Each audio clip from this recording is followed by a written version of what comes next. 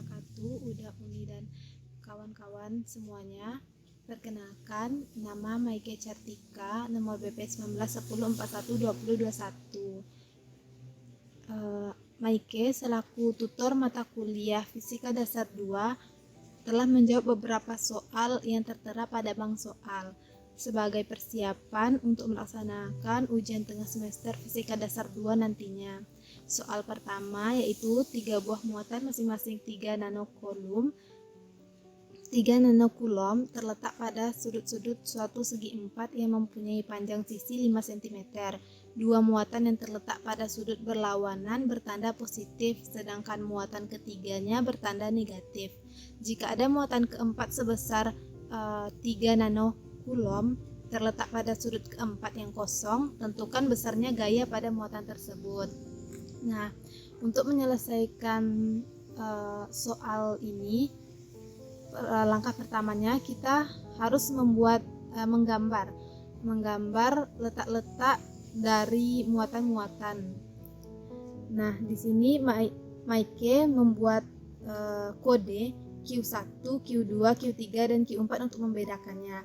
Di soal dikatakan bahwa dua muatan yang terletak pada sudut berlawanan bertanda positif, berarti Q1 dan Q3 ini kan berlawanan. Jadi Q1 dan Q3 itu bertanda positif. Lalu dikatakan kepada soal sedangkan muatan ketiga bertanda negatif. Muatan ketiga, kalau di sini kita anggap sebagai tempat kosong yang akan diisi oleh muatan keempat, maka disinilah muatan ketiganya atau kita kode dengan Q2 yang bermuatan negatif. Lalu kita isi di sini Q4 dengan tanda positif. Diketahui di soal Q1 sama dengan Q3, yaitu sebesar 3 nanokulom atau 3 kali 10 pangkat min 9 kulom. Q4 itu sama dengan Q1 dan Q3. Q2 itu negatif 3 nanokulom atau min 3 kali 10 pangkat min 9 kulom. R atau jarak antar muatan itu sebesar 5 cm yang apabila dikonversi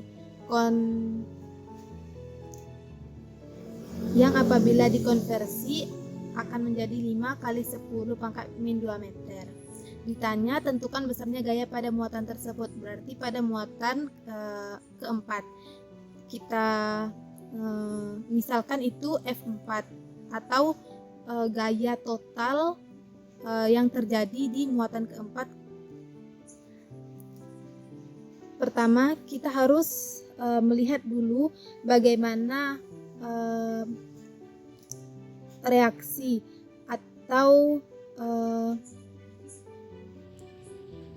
respon antar muatan. Pertama di sini kita lihat Q4 itu dia bermuatan positif, sedang Q1 dia juga bermuatan positif. Jika terdapat dua muatan yang memiliki yang sama, maka dia akan saling bertolak belakang. Berarti respon Q4 terhadap Q1 itu berarti saling tolak menolak. Dan kita tandai dengan ini. Kita kode dengan F41. Lalu kita lihat lagi respon dari Q4 dengan Q2.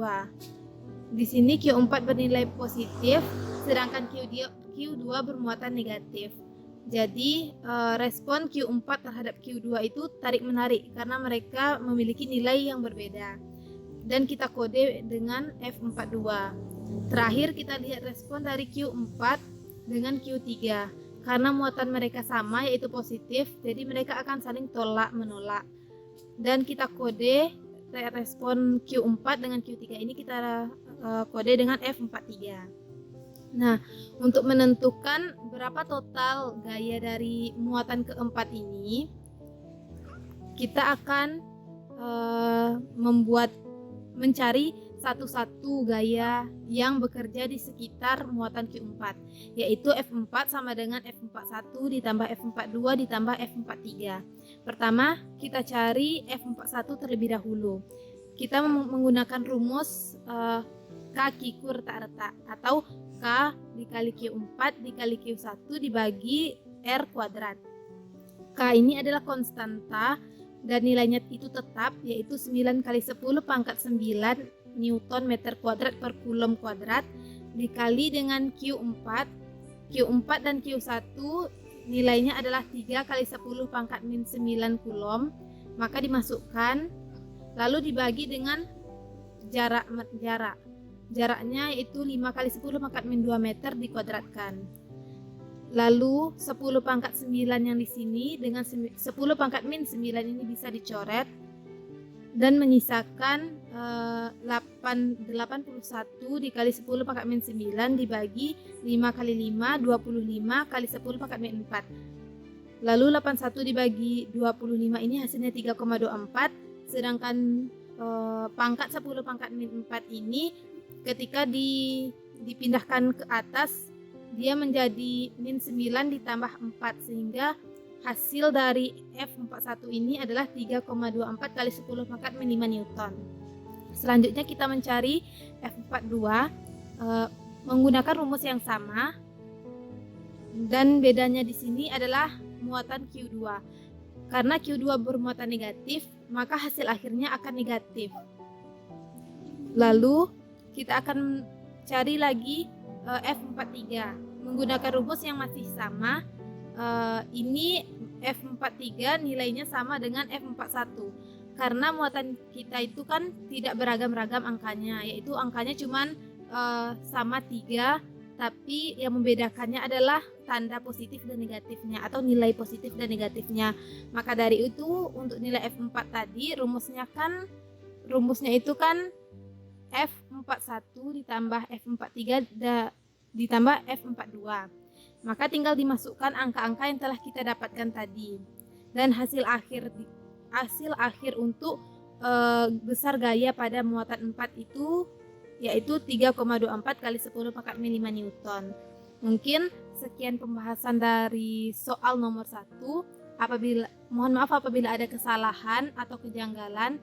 Jika ada yang tidak dipahami, silahkan untuk bertanya Uda Uni dan teman-teman. Juga jika seandainya jawaban Maike salah, mungkin mohon dikoreksi, dan mari kita diskusikan sama-sama Uda Uni dan teman-teman. Terima kasih Uda Uni dan teman-teman. Assalamualaikum warahmatullahi wabarakatuh. Baik, dilanjutkan kepada soal kedua. 3 buah resistor dihubungkan ke sebuah baterai yang memiliki GGL 13 volt dan hambatan dalam 0,25 ohm dengan susunan seperti pada gambar. Gambar ini yang ditanya, hitunglah hambatan total rangkaian, hitunglah arus total yang mengalir ke dalam rangkaian tersebut, hitunglah beda potensial antara titik B dan G, hitunglah arus yang mengalir melalui R2, hitunglah beda potensial antara E dan titik F. Diketahui GGL yang masuk itu sebesar 13 volt, hambatan dalam atau R kecil 0,25 ohm, R1 bernilai 3 ohm, R2 bernilai 6 ohm, sedangkan R3 bernilai 1,5 ohm. Yang ditanya A itu ditanya adalah R total, yang B itu ditanya I total, sedangkan yang C itu kita kasih kode BG, yaitu beda potensial pada titik B dan G atau pada R1. Terus yang D itu I pada R2. Yang terakhir itu beda potensial pada titik E dan titik F atau pada R3. Kita mulai jawab yang A terlebih dahulu. Di sini kita mencari R total. Pada rangkaian ini dapat kita lihat bahwa R2 dan R3 itu mereka seri. Jadi langkah pertama kita serikan dulu kedua hambatan ini. Kita tandai dengan atau kita kode dengan R23, di mana R23 ini R2 ditambah R3. R2 nilainya tadi 6 ohm ditambah dengan R3 yang nilainya 1,5 ohm. Berarti R23 bernilai 7,5 ohm. Setelah di rangkaian atau hambatan R2 dan R3 ini digabungkan, kita dapat melihat bahwa letak R23 ini dengan R1 ini itu paralel. Maka kita paralelkan terlebih dahulu R1 dan R23 ini. 1 per R paralel kita kode dengan R paralel sama dengan 1 dibagi R23 ditambah 1 per R1. Kita masukkan angka dari R23 yaitu 7,5 ohm, terus masukkan angka dari R1 yaitu 3 ohm. Di sini untuk menyamakan penyebutnya, maka kita kali saja 7,5 dikali 3 yaitu 22,5. Sehingga 22,5 dibagi 7,5 bernilai 3. 3 dikali 1 tetap 3. 22,5 dibagi 3 bernilai 7,5 dikali 1 tetap 7,5. Dan didapatkan R paralelnya yaitu 2,14 ohm. Nah, karena rangkaian kita sekarang ini sudah menjadi satu di sini karena sudah diparalelkan tadi. Jadi yang tersisa adalah R paralel dengan R hambatan. R paralel dengan R hambatan ini mereka seri karena satu aliran listrik atau satu aliran arus. Maka untuk mencari R totalnya tinggal menyerikan R paralel dan R dalam, hambatan dalam, yaitu 2,14 ohm ditambah 0,25 ohm. Sehingga R total didapatkan 2,39 ohm. Untuk yang kedua ditanya itu arus total. Rumus yang kita pakai adalah V sama dengan I kali R. Dimana jika kita mencari I totalnya berarti rumus V sama dengan I kali R ini berubah menjadi V dibagi R total. Jadi 13 volt dibagi 2,39 ohm. Sehingga didapatkan I total yang mengalir adalah 5,44 ampere. Lalu yang ketiga ditanya beda potensial pada titik B dan G. Pada titik B dan G berarti pada R1.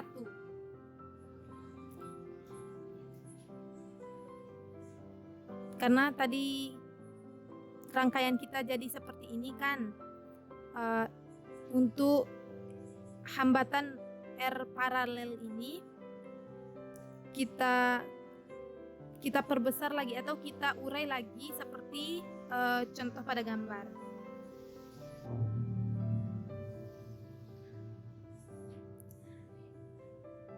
Nah, karena yang kita cari adalah beda potensial pada titik B dan G, dan dalam rangkaian seri beda potensial itu berbeda-beda, maka kita cari dulu volt untuk atau tegangan untuk paralel, untuk hambatan yang paralel ini. Memakai rumus yang sama dengan mencari I total tadi, V paralel sama dengan I total dikali R paralel. Kenapa kita menggunakan I total? Karena pada rangkaian seri itu arus yang mengalir sama. Jadi 5,44 ampere dikali 2,14 ohm. Ini adalah nilai dari hambatan paralel tadi. Dan dapatkan volt paralel itu bernilai 11,64 volt. Di mana sekaligus volt paralel ini juga merupakan beda potensial yang mengalir pada R1 atau titik B dan G. Perlu diingat kembali bahwa pada rangkaian paralel nilai beda potensial yang masuk itu sama di setiap hambatannya, tetapi yang berbeda itu adalah arusnya. Jadi jika tegangan paralel itu sebesar 11,64 volt yang masuk pada rangkaian paralel, maka beda potensial pada titik B dan G adalah 11,64 volt. Berikutnya yang ditanya adalah kuat arus pada R2. R2 pada gambar terletak di bagian sini, yang berarti pada rangkaian hambatan R23 tadi, karena kita satukan tadi R23. Maka karena R2 dan R3 itu seri, maka arus yang mengalir nantinya akan sama besarnya. Jadi I23 sama dengan V paralel dibagi R23. Karena rangkaian kita tadi adalah rangkaian paralel, maka volt yang dipakai adalah volt paralel, bukan volt total. Maka 11,64 volt dibagi 7,5 ohm sama dengan 1,552 ampere. Arus yang mengalir pada rangkaian R23 kita tadi berjumlah 1,552 ampere, yang berarti nilai yang sama yang masuk pada hambatan R2 dan hambatan R3. Terakhir, yaitu beda potensial pada titik EF. Di sini. Titik EF berarti beda potensial yang terdapat pada hambatan 3. V pada titik EF sama dengan I23 dikali R3 sama dengan 1,552 ampere dikali 1,5 ohm sama dengan 2,328. Untuk soal berikutnya, 4 buah kapasitor disusun pada sebuah rangkaian dan dihubungkan dengan sumber tegangan seperti pada gambar. Tentukanlah A. Kapasitas kapasitor pengganti, B. Muatan yang terdapat pada masing-masing kapasitor, C. Beda potensial pada masing-masing kapasitor, D. Energi yang tersimpan pada kapasitor 6 mikrofarad. Diketahui pada gambar ini ada kapasitor yang bernilai 8 mikrofarad, terus ada yang 6 mikrofarad, terus ada yang 2 mikrofarad, terus ada yang 8 mikrofarad. Terus tegangan yang masuk itu sebesar 9 volt. Agar tidak terjadi kesalahan, kita memberi angka-angka ini atau besar masing-masing kapasitor ini dengan kode C1, C2, C3 dan C4 agar nanti tidak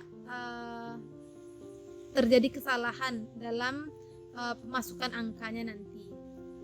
Maka dapat diketahui C1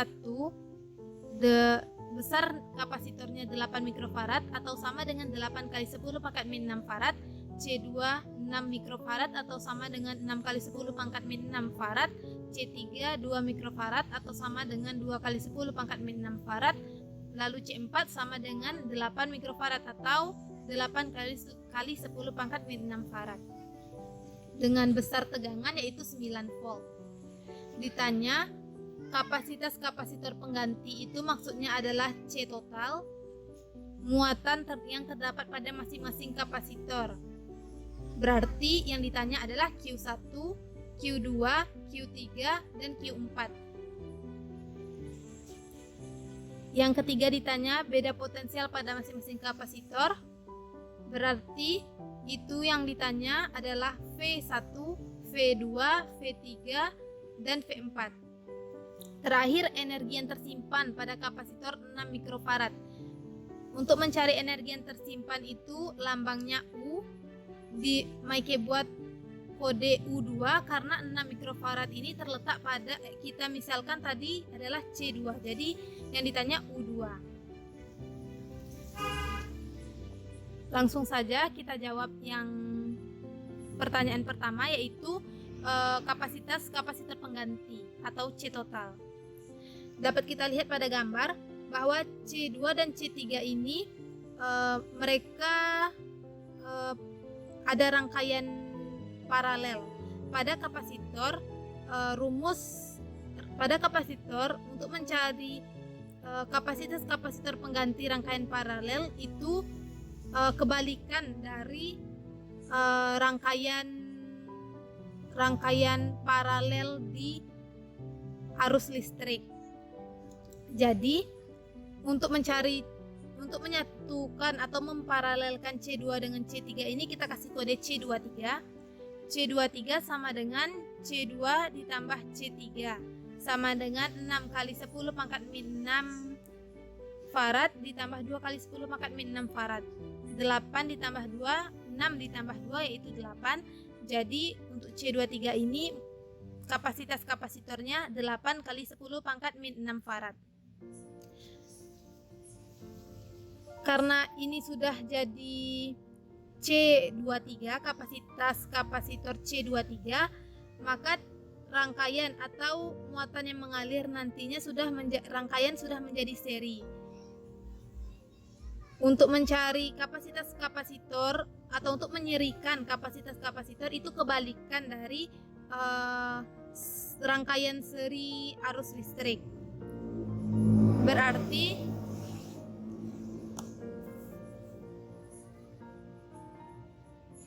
1 per C total sama dengan 1 per C1 ditambah 1 per C23 ditambah 1 per C4.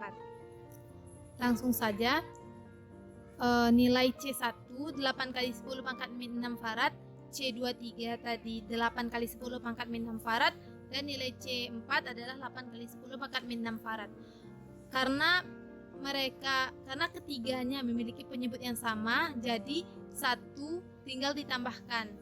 1 ditambah 1 ditambah 1 yaitu 3. C total sama dengan 8 kali 10 pangkat min 6 farad dibagi 3. Berarti kapasitas kapasitor pengganti pada rangkaian itu sebesar 2,67 kali 10 pangkat min 6 farad atau 2,67 mikrofarad. Yang B ditanya muatan masing-masing. Rumus untuk mencari muatan pada kapasitor itu C dikali V. Pertama, kita harus mencari nilai Q total terlebih dahulu. Q total sama dengan C total dikali V total. Q total sama dengan nilai C total 2,67 kali 10 pangkat min 6 farad dikali dengan 9 volt. Q total sama dengan 24,03 kali 10 pangkat min 6 coulomb.